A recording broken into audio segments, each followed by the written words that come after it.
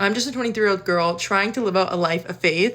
I would say I like really locked in with my faith about a year and a half ago, and these are some things that have actually clocked me as a believer. Number one is the music that you listen to actually impacts your entire life. I started to get really convicted about listening to rap music, and as soon as I started cutting that out, the issue I was having with lust, my words, anger, all of that diminished so quickly. It was actually insane. These are some things that I was really battling with. I was like, God, please help me take this away. He convicted me of my music. I stopped listening to some of the crazy things I was listening to.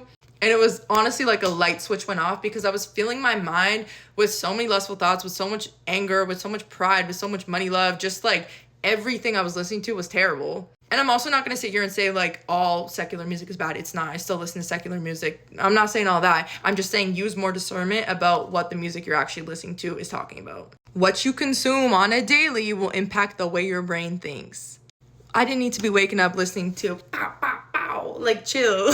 Number two is in-person community. Quite literally changed my entire life. I was involved with the church when I was younger, but as I like got older, started to kind of come back to my faith, that was never something I wanted to do. Especially living in COVID, like we all got accustomed to like watching church online. So finally like deciding to go back in person, being a part of a church, being a part of a community group, literally changed my entire life because God designed us to have in-person community. He did not design it for us to just sit on Zoom all day, watch church online, and then dip. We need to be building our life around the church, not having the church be built into our lives.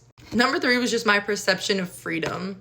I used to think that freedom meant I could do whatever the heck I wanted and that was gonna make me free. I'm someone who has always been like, if I don't want to do that, you can't tell me to do that, and I'm just not going to do it, and I'm cool with that. But the more I grew in my faith and started to understand this thing, living my life by the things of the Bible is the only thing that's actually causing me freedom and pulling me out of the ways of this world, which only will ever bring you down. Which is really insane to think because I genuinely never thought that I would live my life so much by this book right here.